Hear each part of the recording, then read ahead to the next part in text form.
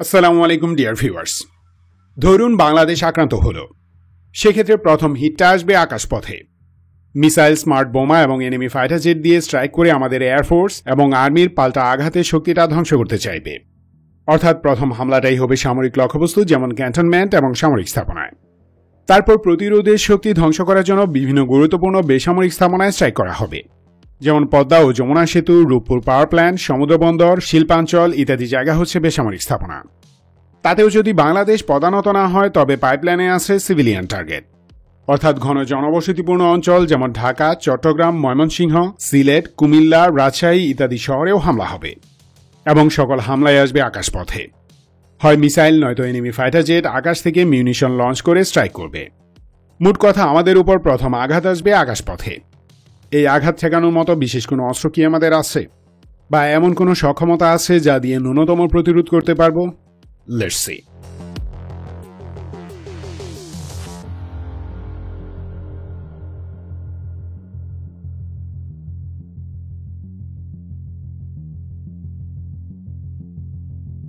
বাংলাদেশের কাছে কোন কোন এয়ার ডিফেন্স কতগুলো আছে সেটা দেখানোর আগে ছোট একটা জিনিস দেখাই। বর্তমান যুগে কোনো একটি দেশের সার্বিক জাতীয় নিরাপত্তার অন্যতম প্রধান এলিমেন্ট হল integrated air defence network. Integrated air defence network বলতে এমন একটি নেটওয়ার্ক বোঝায় যার অধীনে early warning and air search radar, বিভিন্ন রেঞ্জের surface two air missile, anti aircraft গান, man pads, fire control radar, air defence fighter jet এবং কমান্ড অ্যান্ড কন্ট্রোল সেন্টার সরাসরি যুক্ত থাকে। ইন্টিগ্রেটেড এয়ার ডিফেন্স নেটওয়ার্কের মূলত তিনটি উপাদান আছে। প্রথমত, রাডার অ্যান্ড সেন্সর। এগুলো দিয়ে এয়ারক্রাফট, মিসাইল, ড্রোন অ্যান্ড এয়ারলন স্মার্ট বোমা শনাক্ত এবং এনিমি টার্গেট ঘায়েলে ইন্টারসেপ্টর মিসাইলকে গাইড করা হয়। রাডার অ্যান্ড সেন্সর বিভিন্ন রেঞ্জের হয়ে থাকে, এগুলো ফিক্সড বা মোবাইল হতে পারে। এরপরে আছে C2 হলো কমান্ড অ্যান্ড কন্ট্রোল সিস্টেম। এটি ইন্টিগ্রেটেড এয়ার ডিফেন্স নেটওয়ার্কের সেন্ট্রাল ব্রেন। রাডার ও সেন্সর থেকে প্রাপ্ত ডেটা প্রসেস করে C2 টার্গেট শনাক্ত করা থেকে ঘায়েল করা পর্যন্ত সব দিক নির্দেশনা প্রদান এবং পুরো দৃশ্যপটের উপর নজর রাখার কাজ করে এই সিস্টেম। নাম্বার 3, ওয়েপন সিস্টেমস হলো ইন্টিগ্রেটেড এয়ার ডিফেন্স নেটওয়ার্কের অন্যতম প্রধান উপাদান। Surface two air missile, anti aircraft গান এবং ডিরেক্টেড এনার্জি বা লেজার ওয়েপন এর অংশ। ওয়েপন সিস্টেমই শনাক্তকৃত শত্রু টার্গেট ঘায়েল করে। 4, কমিউনিকেশনস নেটওয়ার্ক। এটি C4I এর একটি অংশ। এর মাধ্যমে সকল এয়ার ডিফেন্স অ্যাসেট যেমন radar, sensor, missile launcher, aircraft, local command centre এবং হেডকোয়ার্টার সহ সকল ইলামেন্ট একটি সিঙ্গেল নেটওয়ার্কে রিয়েল টাইমে কানেক্টেড থাকে। মানে এইটা অর্থাৎ সিকিউর ইন্টারনেটের মাধ্যমে বাংলাদেশের সকল এয়ার ডিফেন্স অ্যাসেট একসাথে যুক্ত করা যাবে। C4I মানে হচ্ছে command, control, communication, computers and intelligence. Number 5, electronic warfare system. Integrated air defence নেটওয়ার্কের আরেকটি উপাদান হল ইলেকট্রনিক ওয়ারফেয়ার সিস্টেম। এর কাজ enemy radar and sensor jam করা। EW সিস্টেম দিয়ে এনিমি এয়ারক্রাফট, গাইডেড মিসাইল ও মিউনিশনের গাইডেন্স সিস্টেমকেও জ্যাম করা যায়। এটি নিজ বাহিনীর রাডার ও সেন্সরকেও শত্রু জ্যামিং থেকে রক্ষা করে। ইন্টিগ্রেটেড এয়ার ডিফেন্স নেটওয়ার্কের প্রধান মিশন হল শত্রুর হামলা টার্গেটে পৌঁছার আগেই শনাক্ত করে ঘায়েল করা। Short, medium, long and very long range ইন্টারসেপ্টরগুলোকে একটি সিঙ্গেল নেটওয়ার্কে যুক্ত করার মাধ্যমে শত্রু আকাশযান, মিসাইল ও ড্রোনের হামলায় আক্রান্ত হবার ঝুঁকি কমানো।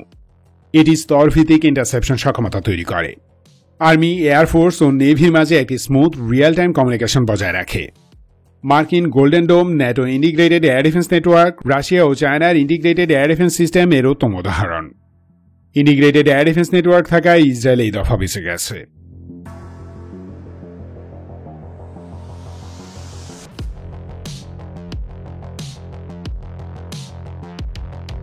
ফোর্সেস গোল 2030 অধীনে বাংলাদেশের একটি ইন্টিগ্রেটেড এয়ার ডিফেন্স নেটওয়ার্ক গড়ে তোলার কথা ছিল। বিগত সরকারের অনীহার কারণে প্রয়োজনীয় সিস্টেম ক্রয় করা যায়নি। যাই হোক, এখন বাংলাদেশ চেষ্টা করছে প্রপার একটি এয়ার ডিফেন্স সিস্টেম গড়ে তোলার জন্য। বর্তমানে যদিও আমাদের কোনো ইন্টিগ্রেটেড এয়ার ডিফেন্স নেটওয়ার্ক নেই, তথাপি এর কাজ চলছে। এই মুহূর্তে বাংলাদেশের 60% আকাশসীমা কনস্ট্যান্টলি মনিটর করার মতো রাডার আছে। F7BG squadron air defence sortie পরিচালনা করে, মানে আকাশসীমার গুরুত্বপূর্ণ অংশটুকু নিয়মিত মনিটর করা যায়। আমাদের long range air defence radar হল দুটি গ্রাউন্ড মাস্টার 403M ও একটি RAT-31DL, যা দিয়ে 500 কিলোমিটার দূরে শত্রু টার্গেট শনাক্ত করা যায়। একটি করে চাইনিজ JY-27A, YLC-2V ও JH-16 আছে। এগুলোর রেঞ্জ যথাক্রমে 400 ও 350 কিলোমিটার। এছাড়াও 250 কিলো ডিটেকশন রেঞ্জের একটি ইটালিয়ান ক্রোনোসল্যান্ড, 300 কিলো রেঞ্জের দুটি রাশিয়ান 1L-117 এবং 4টি আমেরিকান AN-TPS-43 আছে, যার রেঞ্জ 380 থেকে 400 কিলোমিটার। বেশ কিছু রিপোর্ট বলছে স্প্যানিশ লেঞ্জার 3D ও আমেরিকান TPS-77 রাডারও বাংলাদেশ অপারেট করে। এগুলোর স্টেটেড রেঞ্জ 400 থেকে 420 কিলোমিটার। এই রাডারগুলো সারা দেশে কৌশলগত অবস্থানে মোতায়েন করা আছে। কিছু রাডার মোবাইল, মানে এগুলো যানবাহনের উপর স্থাপিত। এগুলো প্রয়োজন অনুযায়ী এক এক সময় এক এক স্থানে মোতায়েন করা যায়। এর বাইরে প্লেসি AR-15, RL-64I ও RP-5GI ইত্যাদি শর্ট রেঞ্জ রাডার আছে, যা দিয়ে এয়ারপোর্ট এরিয়ার আকাশে নজরদারি করা হয়। আমাদের যদিও কোনো ইন্টিগ্রেটেড এয়ার ডিফেন্স নেটওয়ার্ক নেই, তথাপি একটি এয়ার ডিফেন্স কমান্ড সেন্টার রয়েছে। ঢাকার সেই কমান্ড সেন্টার পরিচালিত হয় পাকিস্তানের এয়ার ওয়েপন্স কমপ্লেক্সে ডেভেলপ করা C4I সিস্টেম দিয়ে। এটি এয়ার ডিফেন্স অটোমেশন সিস্টেম নামে পরিচিত। 2005 সালে এটি ইনস্টল করা হয়। এর আগে বাংলাদেশের কোনো এয়ার ডিফেন্স নেটওয়ার্ক ছিল না। চাইনিজ অরিজিনের এয়ার ডিফেন্স ও fire control radar, missile, anti aircraft gun ও ফাইটার জেটগুলো এতে যুক্ত আছে।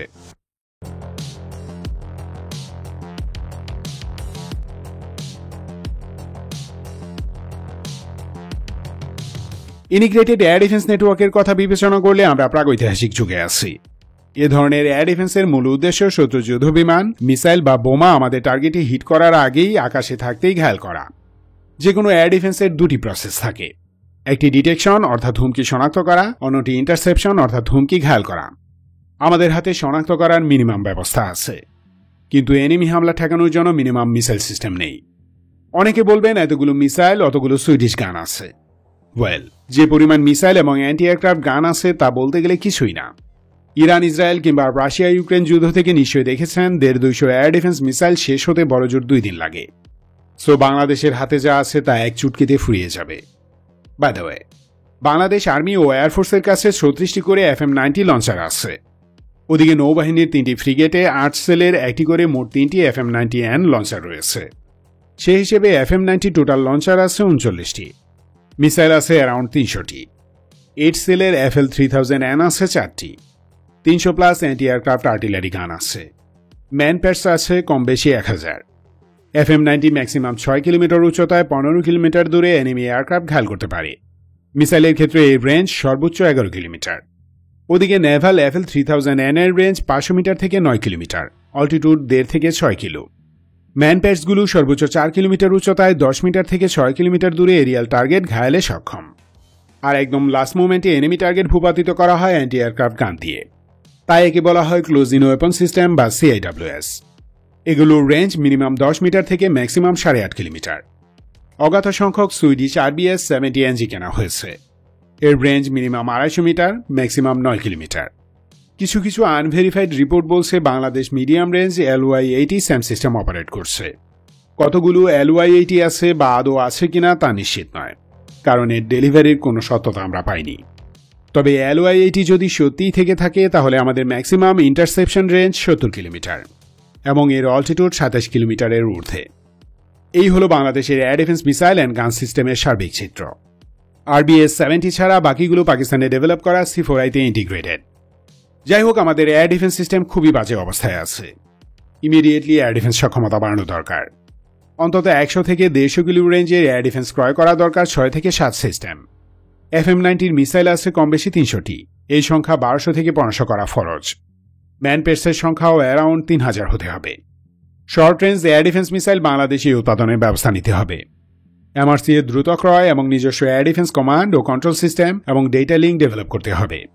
ক্রিটিক্যাল এয়ার ডিফেন্স মিসাইল, গান এবং ফাইটার স্কোয়াড্রনকে এই নেটওয়ার্কে সমন্বিত করে 24/7 আমাদের আকাশসীমা নজরদারির ব্যবস্থা করতে হবে। সেই সাথে airborne and land based electronic warfare system কেনা ফরজ।